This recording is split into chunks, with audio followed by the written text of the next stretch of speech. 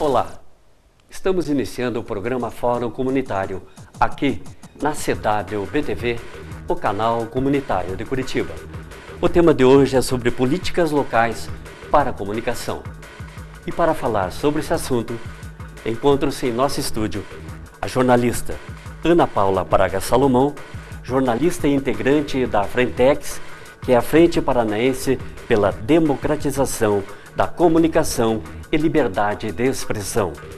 E com Raquel Calai Bragato, jornalista também integrante da Frentex e do coletivo Intervozes.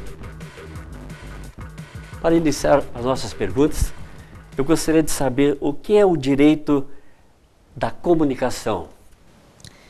Wallace, o direito à comunicação, ele deve ser entendido como um direito básico do ser humano, né? Hoje, quem exerce o direito à comunicação são as grandes empresas, as grandes emissoras de televisão, de rádio, e acaba que toda a produção cultural, toda a produção midiática fica na mão dessas grandes empresas que têm, obviamente, os seus interesses. Quando a gente fala do indivíduo, né, da pessoa humana, e se tratando de direito à comunicação, então, a grosso modo, a gente tem que pensar num cidadão, numa cidadã, tendo o direito de escolher, por exemplo, né, o que vai ser veiculado na televisão, tendo o direito de ser protegido de determinados conteúdos que, de repente, são veiculados na internet ou em rádios.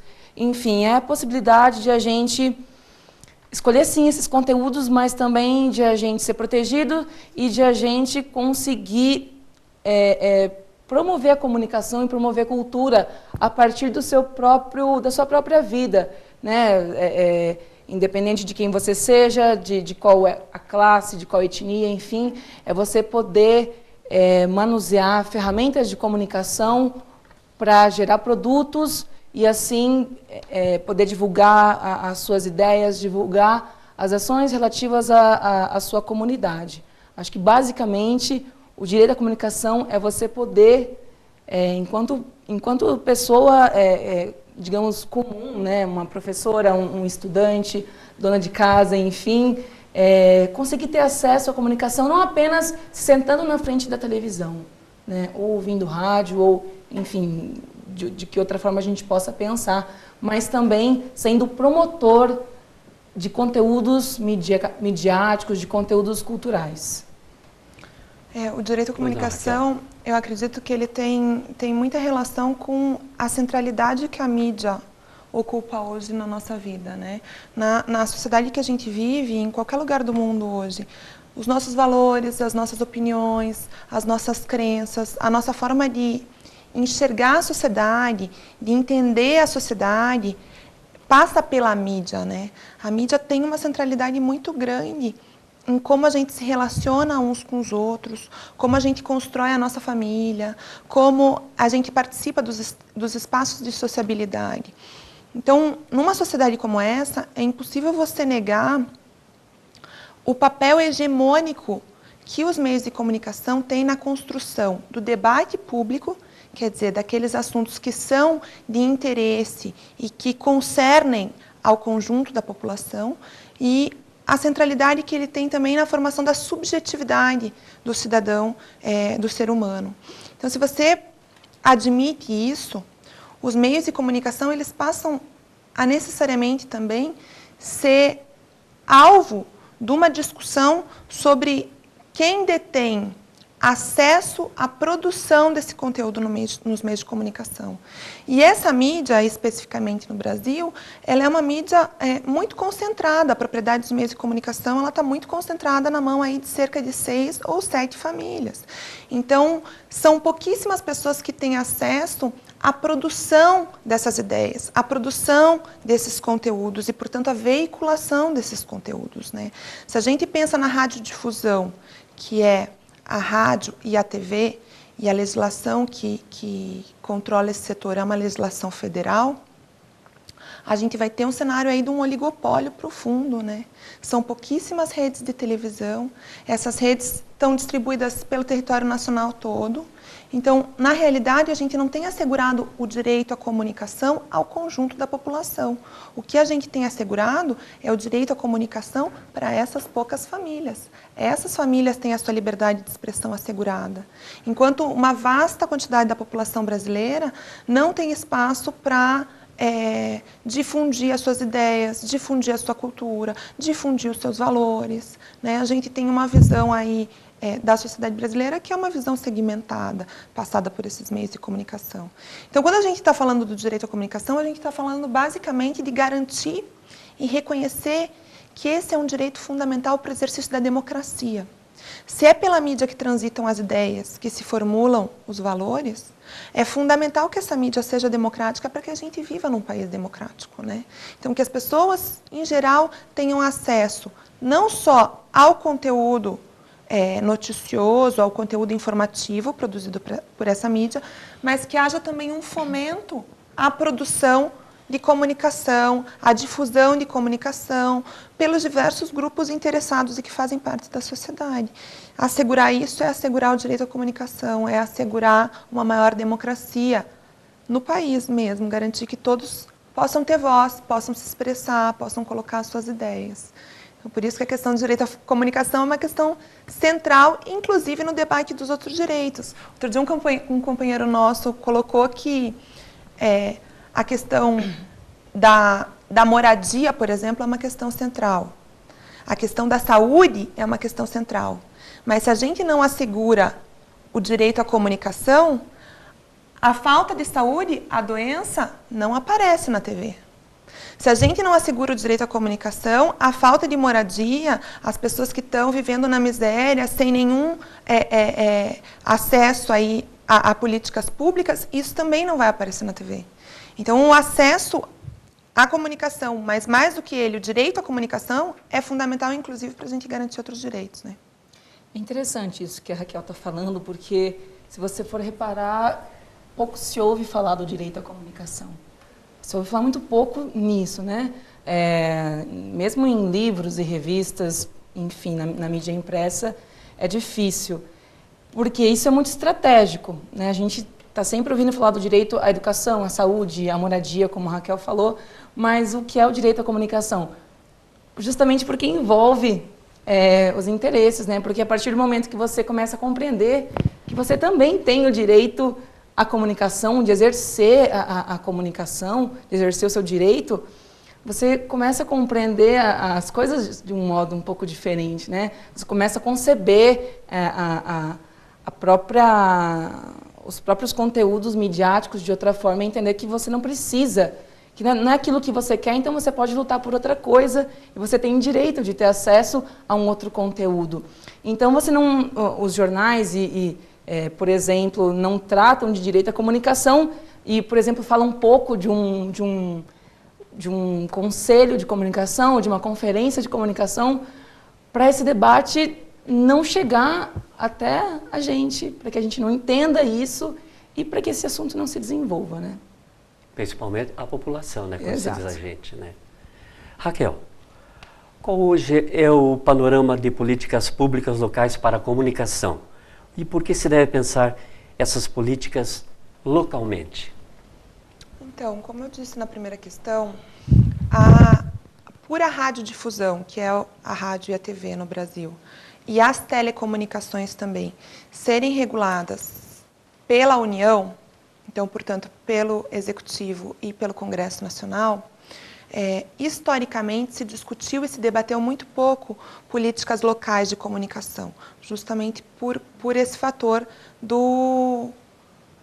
da radiodifusão e das telecomunicações caberem a essa esfera aí federal. Mas há muita coisa que pode ser discutida, né, para além da radiodifusão das telecomunicações.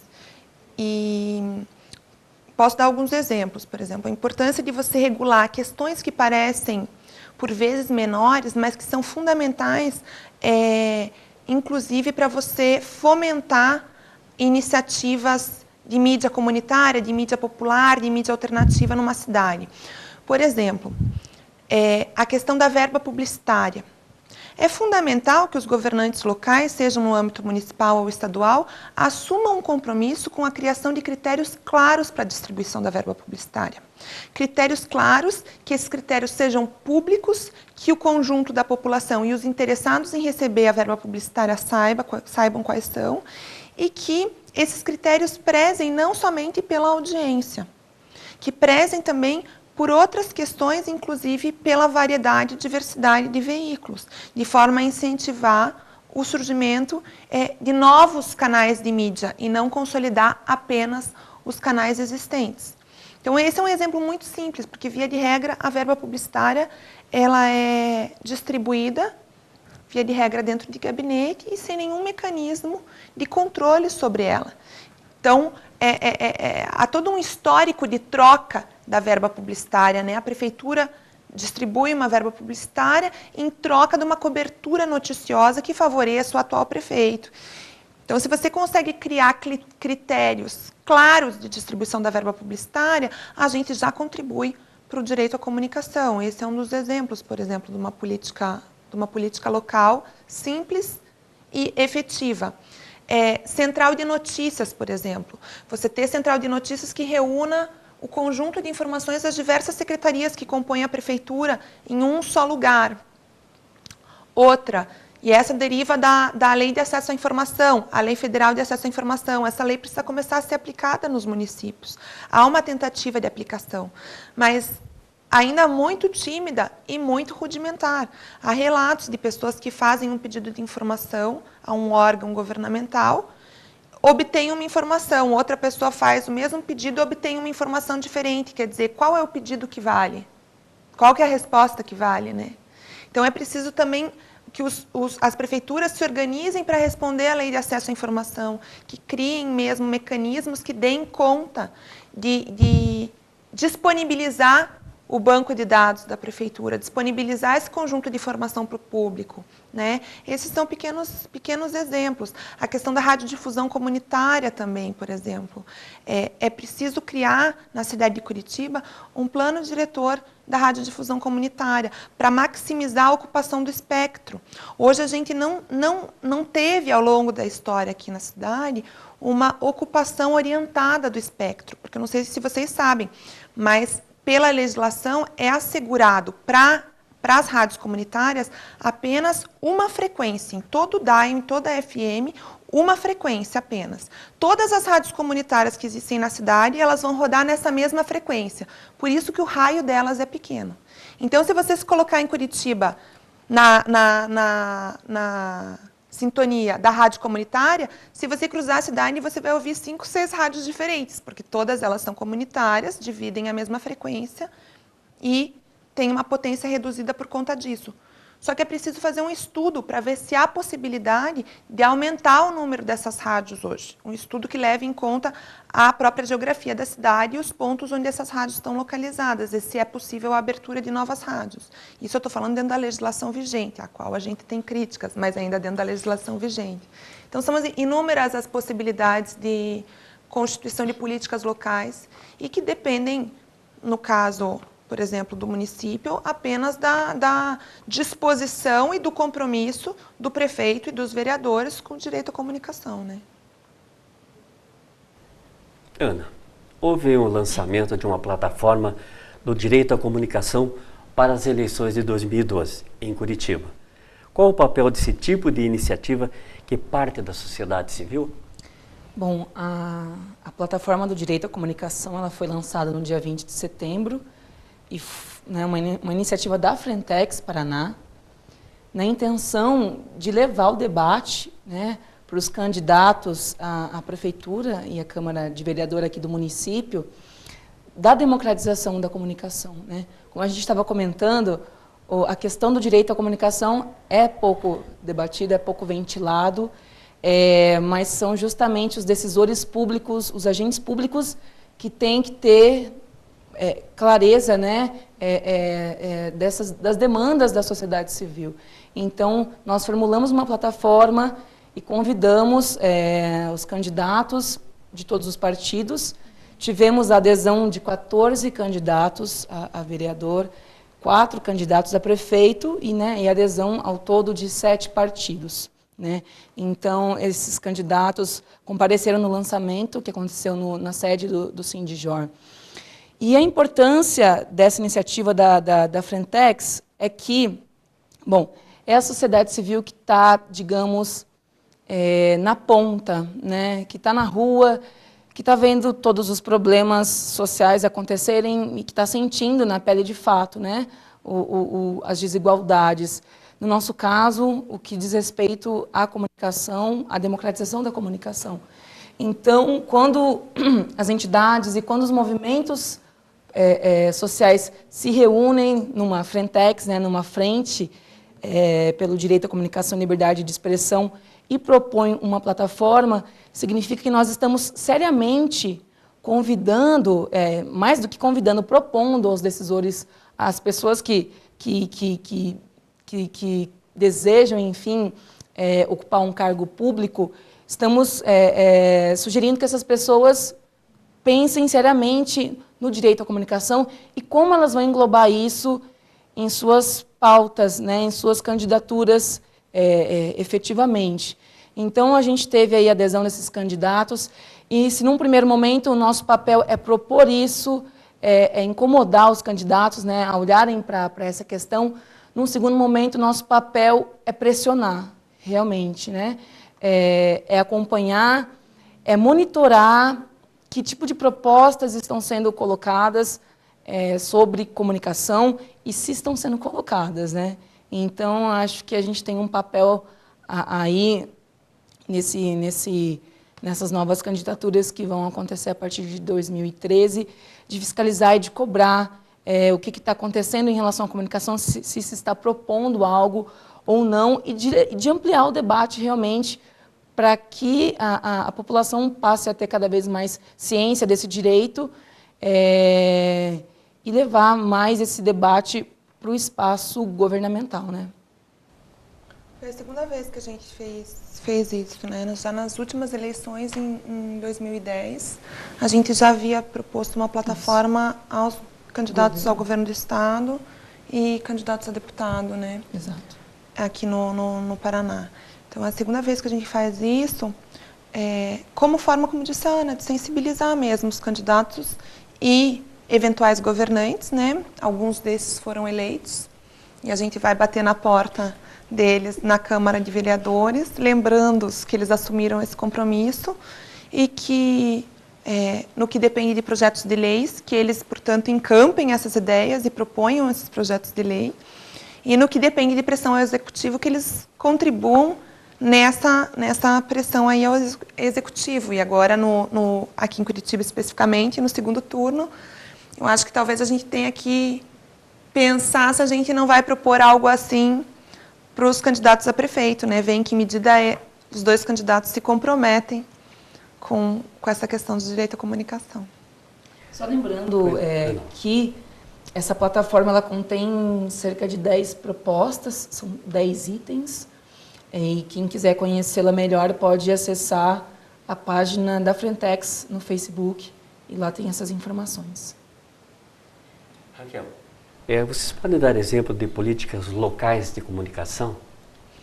Então, algumas delas eu dei, né, já, principalmente em relação à radiodifusão, a lei de acesso à informação, eu falei, a questão de central pública. Há uma proposta que a gente constituiu já tem um histórico para a gente aqui no Paraná, que foi no período da Conferência de Comunicação, da primeira Conferência Nacional de Comunicação, que a gente propôs a constituição de centrais de mídia pública. Então, é uma coisa extremamente factível utilizar, por exemplo, aqui em Curitiba, os faróis do saber, essas estruturas que já foram constituídas, essas estruturas de biblioteca e de telecentros também, e garantir nesse espaço que seja possível um conjunto grande de ações vinculadas à mídia. Então, desde o acesso à internet, por exemplo, para a população, o acesso livre à internet, oficinas de inclusão digital que incluam aí cursos, né, de utilização de softwares para computador e mesmo alguns softwares mais avançados para edição de vídeo, para edição de áudio, para publicação de conteúdo na internet, por exemplo. E que nessas centrais você então faça confluir aí um conjunto de habilidades vinculadas à mídia, que pessoas jovens, principalmente voltadas à juventude, que é muito ligada aí nas tecnologias, tenham condições, aparelhos e condições para produzirem conteúdo comunicativo sobre a sua própria comunidade e que saibam como colocar isso na internet. Essa seria mais um exemplo de proposta, né? Muito bem. Ana, quais são as principais demandas quanto à regulação e políticas para a comunicação no Estado, em particular em Curitiba, né? Bom, quando a gente está falando de políticas públicas de comunicação, a gente costuma pensar mais no nível federal, de onde a regulação parte, né? A gente tem aí um código já caduco da década de 1960, mas a Raquel colocou bem isso antes, que é possível ter políticas públicas, não só possível, a gente precisa de políticas públicas locais, né? Por quê? Porque existe uma cultura local, né? Existem costumes locais e a mídia ela existe também para promover e para divulgar a cultura. Então a gente carece de realmente pensar, propor, formular políticas que sejam nossas, daqui de Curitiba, daqui do Paraná. Eu acho que uma primeira ação nesse sentido de garantir o direito à comunicação da população local é a criação de um Conselho Municipal de Comunicação. A gente batalhou aí e tem discutido em nível nacional sobre o Conselho Nacional de Comunicação, que está trabalhando, enfim, dá para questionar como é que é o trabalho deles, mas localmente a gente não tem um conselho, são poucos os estados no país que tem, eu acho que a Bahia tem, Pernambuco, se eu não me engano, Sergipe também. Então, nós precisamos de um conselho de comunicação. Acho que é o primeiro passo, uma das primeiras demandas. Por que um conselho? Esse conselho vai ser composto, deveria ser composto paritariamente por entes do governo e entes da sociedade civil. Então, ele vai estar, em parte, representando a população, né? E é esse conselho que vai propor políticas públicas, né? Vai propor, vai discutir, vai implementar e tem que fiscalizar. Então, a gente carece de um conselho de comunicação para pensar políticas públicas locais. Uma outra questão referente também a políticas em Curitiba e mesmo no Estado é a questão da LAI, que é a Lei de Acesso à Informação. Então, ela foi promulgada recentemente, mas os entes governamentais, eles não estão ainda respeitando a LAI, né, essa Lei de Acesso à Informação, porque quando existem portais, né, todo município que tem mais de 10 mil habitantes é obrigado a ofertar, então, um portal eletrônico, né, um serviço eletrônico, o que a gente chama de ESIC, que é o Serviço Eletrônico de Acesso à Informação para o Cidadão. Enfim, quando existe, muitas vezes, esses portais, e aí são dados públicos de gasto, dados relacionados à educação, à saúde, enfim, são dados públicos, né? Quando existem esses portais, muitas vezes os dados chegam de uma forma que você não consegue compreender. A própria LAI coloca no seu texto que esses dados devem ser inteligíveis. Qualquer cidadão e qualquer cidadã tem que ir lá baixar o conteúdo e conseguir compreender, por exemplo, quanto que foi investido na proteção de crianças e adolescentes num determinado município. E isso ainda está difícil de acontecer. Está bastante difícil porque as esferas públicas, quando elas disponibilizam os dados, são dados difíceis de compreender, porque muitas vezes eles não é possível cruzar os dados por conta das tabelas ou do formato mesmo. Enfim, está bastante complicado. Acho que a lei do acesso à informação é um ponto bastante central no direito à comunicação e deve ser olhado com atenção localmente. Outra questão é a ampliação da oferta de banda larga, né? Internet banda larga, que aí a gente segue o Plano Nacional de Banda Larga, e é preciso ampliar os pontos públicos de acesso. Hoje você acessa em casa, tem que usar uma lan house. Aqui em Curitiba a gente tem os faróis do saber, mas a internet é uma ferramenta imprescindível no exercício do direito à comunicação.